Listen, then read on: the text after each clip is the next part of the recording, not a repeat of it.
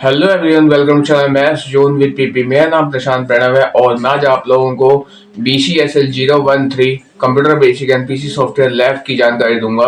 और इससे previous class में मैंने आपको इसके प्रीवियस क्वेश्चंस के बारे में जानकारी दी है, जो कि आपको यहाँ दिख रहा होगा। लिंक मैं आपको डिस्क्रिप्शन में प्रोवाइड कर दूंगा, आप वहां से आके देख सकते हैं। तो आइए हम स्टार्ट होते हैं अब।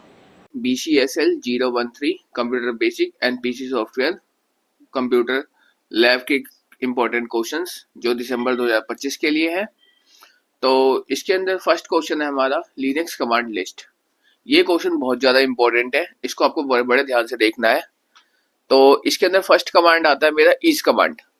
ईच कमांड जो है ये फ्रिक्वेंटली यूज्ड कमांड होता है लिनक्स के अंदर, जो लिस्ट डिक्शनरी को दिखाता है। अगला है PWD। PWD जो है प्रिंट वर्किंग डायरेक्टरी है, कमांड जो लिनक्स में यूज होता है, प्रिंट कराने के लिए होता है।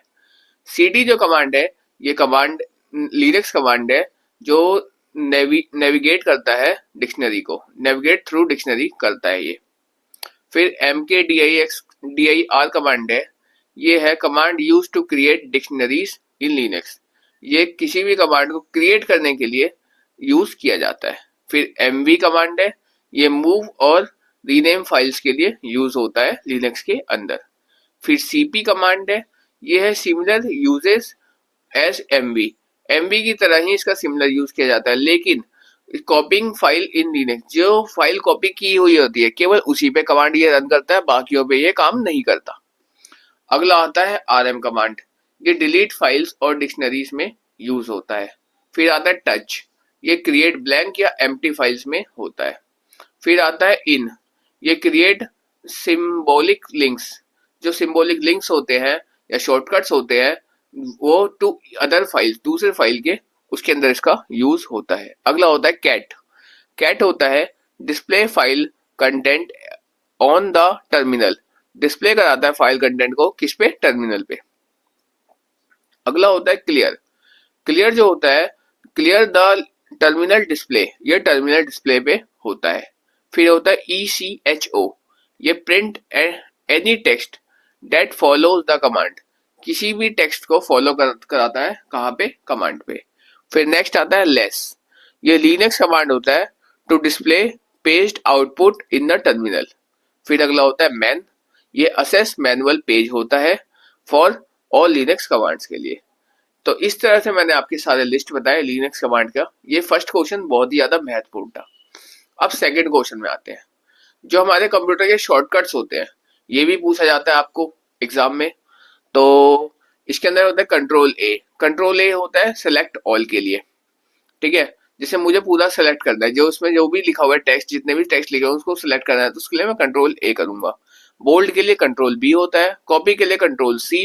D होता है वो ओपन फॉन्ट फॉर्मेटिंग विंडो के लिए। कंट्रोल E होता है सेंटर टेक्स्ट के लिए। कंट्रोल F होता है फाइंड द फेस के लिए, कि कुछ भी वर्ड मुझे फाइंड करना है।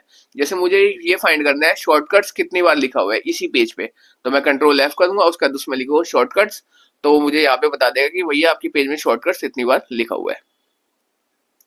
उसके बाद कंट्रोल G होता है, ये गो टू के लिए होता है, ठीक है। कंट्रोल H जो होता है ये रिप्लेस टेक्स्ट के लिए होता है टू अनदर टेक्स्ट। यदि जैसे मैंने शॉर्टकट्स लिखा है, शॉर्टकट्स नहीं लिख के मुझे शॉर्ट्स लिखना है केवल, तो शॉर्टकट्स की जगह मुझे शॉर्ट्स लिखना है, तो उसके लिए रिप्लेस टेक्स्ट के लिए यूज होता है ये। फिर ये होता है कंट्रोल I। कंट्रोल I में होता है इटैलिक होता है। कंट्रोल J में जस्टिफाई होता है। कंट्रोल K में ओपन इंसर्ट हाइपरलिंक विंडोज के लिए होता है। कंट्रोल L लेफ्ट अलाइन के लिए होता है। लेफ्ट अलाइन टेक्स्ट यानी लेफ्ट साइड की जितनी टेक्स्ट होती है उसको, जो भी टेक्स्ट है अगर मेरा सेंटर में या राइट में उसको लेफ्ट में करना है तो कंट्रोल L करेंगे उसके लिए। फिर कंट्रोल M जो होता है ये indent a paragraph from the left होता है। कंट्रोल N जो होता है न्यू डॉक्यूमेंट ओपन करने के लिए होता है और किसी भी फाइल को ओपन करने के लिए होता है। कंट्रोल O जो होता है किसी भी फाइल को ओपन करने के लिए, असल में कंट्रोल O यूज होता है। जैसे आप देखते होंगे, जैसे कोई भी फाइल आप खोलते हैं तो वहां पे कंट्रोल ओपन का ऑप्शन आता है, आप चाहे तो ओपन क्लिक कर सकते हैं, आप चाहे तो शॉर्टकट कंट्रोल O यूज कर सकते हैं किसी भी फाइल को ओपन करने के लिए, ठीक है। फिर होता है P। P होता है प्रिंट कराने के लिए, ठीक है। Q जो होता है पैराग्राफ फॉर्मेटिंग के लिए होता है, remove paragraph formatting. Control R जो होता है ये राइट अलाइनमेंट के लिए होता है, यानी कोई भी टेक्स्ट अगर मेरा सेंटर में या लेफ्ट में लिखा है उसमें मुझे राइट साइड में लेके आना है तो कंट्रोल R का यूज करेंगे। फिर कंट्रोल S होता है सेव के लिए। कंट्रोल T जो होता है हैंगिंग इंडेंट के लिए यूज होता है। कंट्रोल U अंडरलाइन के लिए होता है यूज, ठीक है। फिर कंट्रोल V पेस्ट के लिए होता है, किसी भी उसको मुझे पेस्ट करना है, किसी भी टेक्स्ट को मुझे पेस्ट करना है उस जगह पे लाके, तो उसके लिए यूज होता है।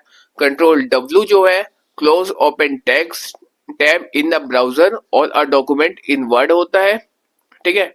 उसके बाद कंट्रोल X जो है ये कट टेक्स्ट और ऑब्जेक्ट के लिए यूज होता है। Control Y redo and control Z undo. तो ये सारे कुछ मेरे शॉर्टकट कमांड्स थे A to Z जो मैंने आपको यहाँ पे बताया हुआ है। अब आइए, अब हम नेक्स्ट क्वेश्चन नंबर 3 की ओर चलते हैं। क्वेश्चन 3 हमारा कहता है इसके अंदर कर्नल क्या होता है।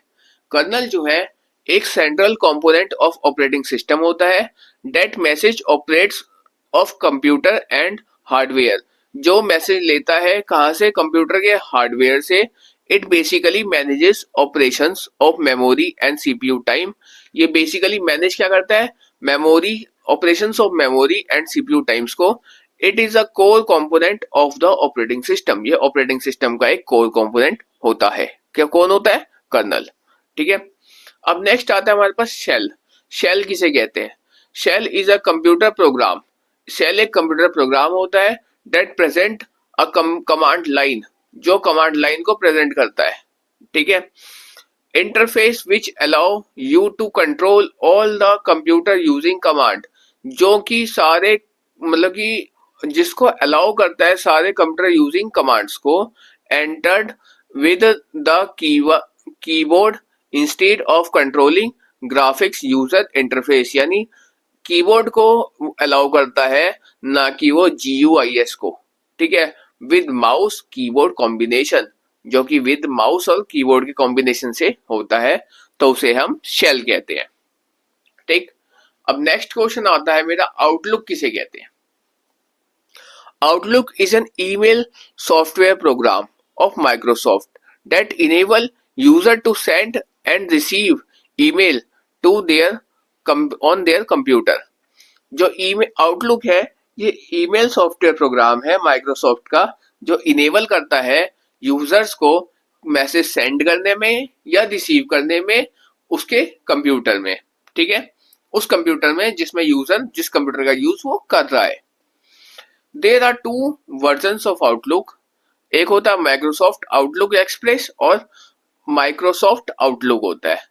एक माइक्रोसॉफ्ट आउटलुक एक्सप्रेस के नाम से होता है, एक माइक्रोसॉफ्ट आउटलुक होता है। आपने देखा होगा, अब जैसे भी कोई भी इसमें माइक्रोसॉफ्ट में ईमेल अकाउंट बनाते हैं, तो जैसे कि कोई स्टूडेंट है राम मिश्रा, तो वो अपनी जैसे हम गूगल में बनाते हैं तो जीमेल का यूज करते हैं, तो यहाँ पे हम अगर माइक्रोसॉफ्ट पे बनाएंगे तो उसमें आउटलुक का यूज करेंगे, तो वही आउटलुक चीज होता है, ठीक है। नेक्स्ट क्वेश्चन आता है मेरा हाइपरलिंक। हाइपरलिंक किसे कहते हैं। Hyperlink is a word, phrase और इमेज। हाइपरलिंक क्या है, वर्ड है, फ्रेज है या इमेज है, that you can click on to jump to a new document और अ न्यू सेक्शन, जो जंप कराता है किसी न्यू डॉक्यूमेंट में और न्यू सेक्शन में within a current document, जो आपके करंट डॉक्यूमेंट है उस पर से। Hyperlink often referred to as just link and common in web page. जो लिंक होता है, जो कॉमन होता है वेब पेजेस में, but can be found in other hypertext document, और ये फाउंड करता है यानी खोजता है कोई भी अदर हाइपरटेक्स्ट डॉक्यूमेंट्स को, तो उसे हम हाइपरलिंक कहते हैं। अब नेक्स्ट क्वेश्चन आता है, what is OS and right 5 operating system name. Operating system क्या होता है और 5 ऑपरेटिंग सिस्टम के नेम बताने। तो इस तरह के क्वेश्चन मैं आपको बताता हूँ।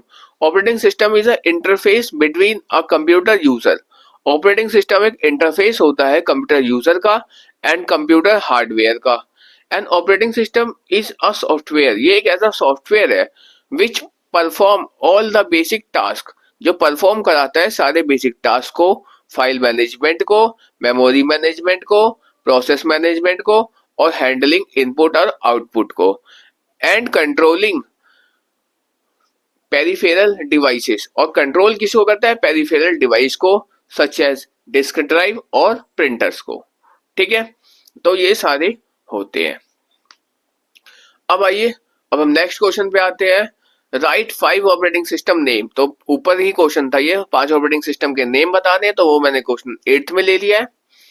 तो यहाँ पे पहले MS DOS, MS-DOS, फिर अगला आता है विंडोज ऑपरेटिंग सिस्टम, अगला आता है लिनक्स ऑपरेटिंग सिस्टम, अगला आता है एंड्रॉयड मोबाइल ऑपरेटिंग सिस्टम, फिर अगला आता है iOS मोबाइल ऑपरेटिंग सिस्टम। जो iOS जो है, ये प्रोसेसर जो है, ये आपके आईफोन्स वगैरह में यूज होते हैं। तो ये कुछ मेरे पास 7-8 क्वेश्चंस थे जो कि मैंने इसमें देखा कि ये हमारे दिसंबर 2025 से रिलेटेड है। तो that's all for today. Best of luck for your exam. We will meet again on the next class.